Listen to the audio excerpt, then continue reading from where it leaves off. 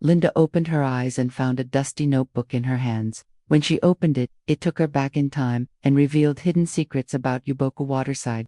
A long time ago, the community lived in peace and harmony, but that peace wasn't free. It came at a painful price. In Uboku Waterside, there was once a covenant that no one spoke of in public, but everyone obeyed in secret. Every year, the river demanded for 12 virgins in order to cleanse the land, restore peace, and bring enormous wealth. They said that no poor man ever existed in the community back then. It's either you are average or very wealthy.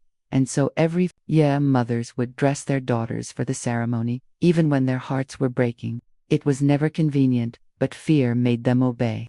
Some mothers tried to hide their daughters, while others would send them to a distant community, hoping that the river would not find them. But the daughters of Uboku could not be hidden. Wherever they were, the river would always locate them. On the day of the ceremony, the girls would dress in white wrappers, balance clipboards filled with hair on their heads, and walk quietly to the building by the riverside. At around 12 midnight, a demonic-looking woman would rise from the water and drag the girls away. The girls would scream and beg, but their fates were already sealed. They were taken deep into the water and never seen again. No one knew if they were dead or alive. Their mothers would watch and cry silently as their daughters were being taken away. Sometimes they would pray to the gods not to bless their wombs with female children.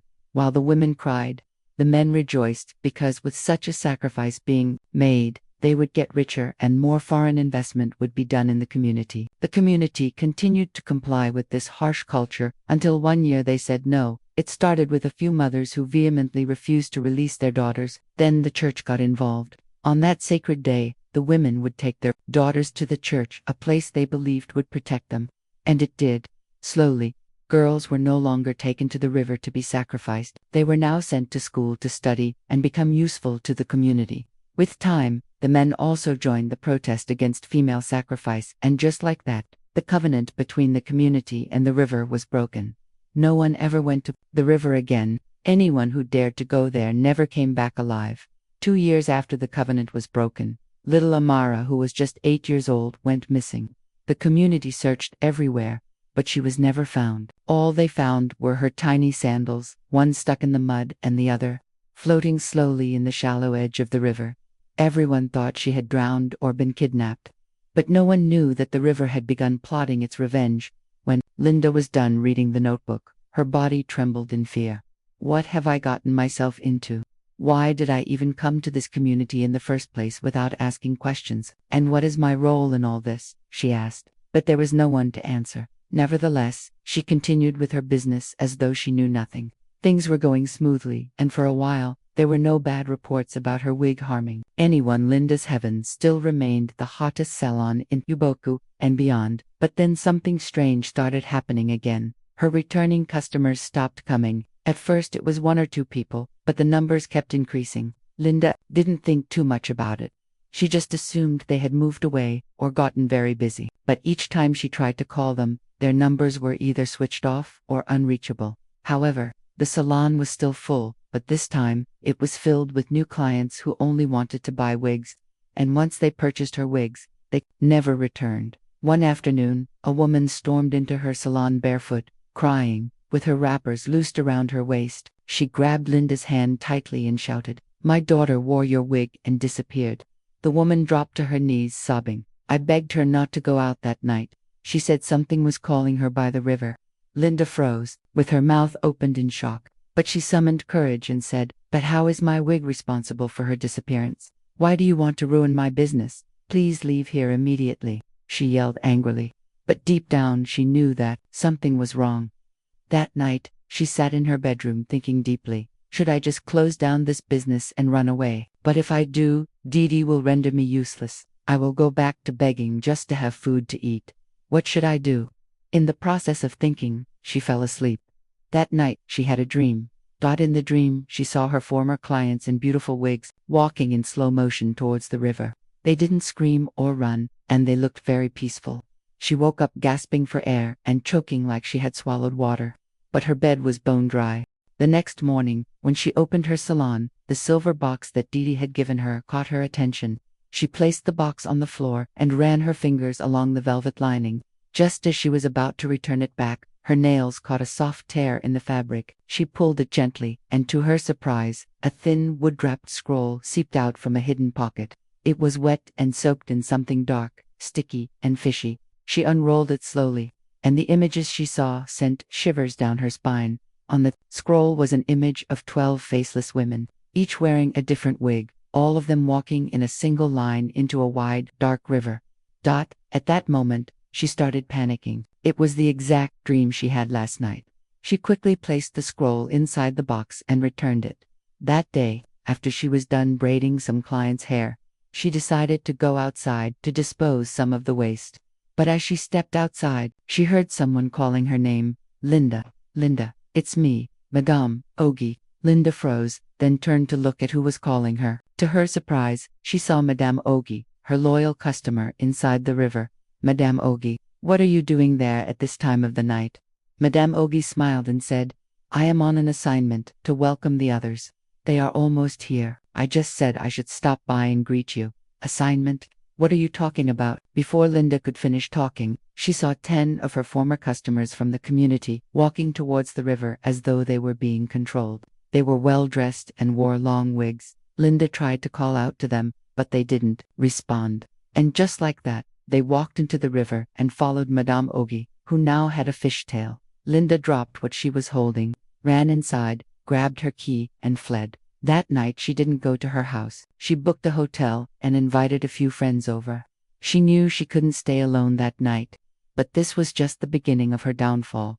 As time went on, strange things started happening in Uboku. Parents started crying over their missing female children. Men complained that their wives went out and never came back, but no one knew what was happening. It started with Chidima, a young beautiful girl who had been sent on an errand to buy foodstuffs at the local market. She went but never came back, and just like that, the community was thrown into terror. Women no longer stepped out once it was 6 p.m. But in all of this, Mama Alake was watching and knew exactly what was happening. She was only waiting for the right time to strike. It's been a month since Linda last opened her salon. After her last encounter, she decided she was never going back to the salon. But that fateful day she summoned courage and went back. However, around 6 p.m., just as she was about to close her salon, she heard a knock on her door. She didn't think twice before opening it because she thought it was one of her customers, but immediately she opened the door. What she saw dried saliva from her mouth. It wasn't Didi, it was the Queen of the Waters herself. She was half human and half mermaid. Her skin shimmered like wet glass, and her eyes the weight of the oceans. Without saying a word, she dragged Linda by the hand and led her into the river. When Linda opened her eyes, she found herself deep inside the water. She didn't look normal. She was now half human and half mermaid. Seated around her were several women with bald heads. She could recognize some of them, and Didi was also there. Before she could make sense of where she was, the Queen Mother herself stepped out from her chambers. Well done, my daughter. You have done well. You have served me faithfully and you shall be rewarded. However, you have a final task before you finally join me as the Princess of the River. The Queen Mother brought out a big nylon bag and handed it over to Linda. These are special wigs made from the hairs of my subjects. I want you to go back and distribute these wigs to all the women of Uboku. Once you have completed this task, all the women in the community will be mine, and they will be my subjects and serve me till I die. As for the men, they will suffer until they beg for my forgiveness. I blessed this community with wealth beyond human imagination, but they turned their backs on me. I will not rest until I have taken over this community. Go now and do as I say. Linda collected the nylon bag with trembling hands and left immediately. The next day, just as Linda was about going to distribute the wigs, Mama Alake blocked her. My child, why have you decided to be a tool to be used by the devil? What will you gain if you sacrifice all the women in the community? Linda stared at Mama Alake with shock. How did you know what I was about to do? She asked. I see beyond the physical. Right from the moment your salon took off, I have been watching. Give me those wigs right now, and today, we will end it all. Follow me, Mama Alake said. Mama Alake led Linda to her house, brought out the wigs and tried to set them on fire. However, the wigs refused to burn.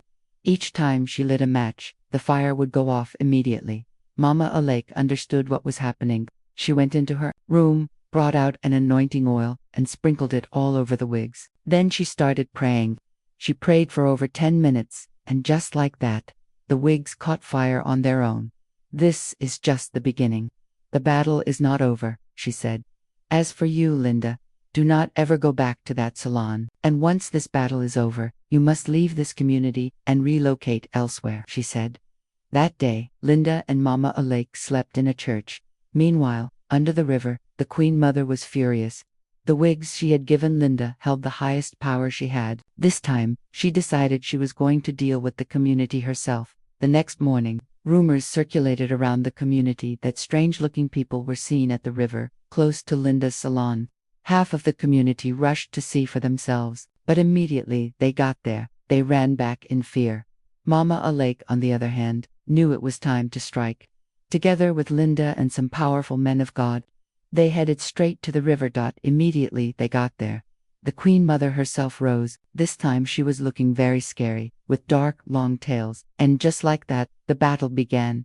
Mama Alake and the pastors prayed fervently, while the Queen Mother and the women she had subjected fought back. They battled for over 10 minutes. Then Mama Alake stepped into the river herself. She faced the Queen Mother and began reading several verses from the Bible. As she read, the Queen Mother began to scream. Her body twisted as though it were on fire.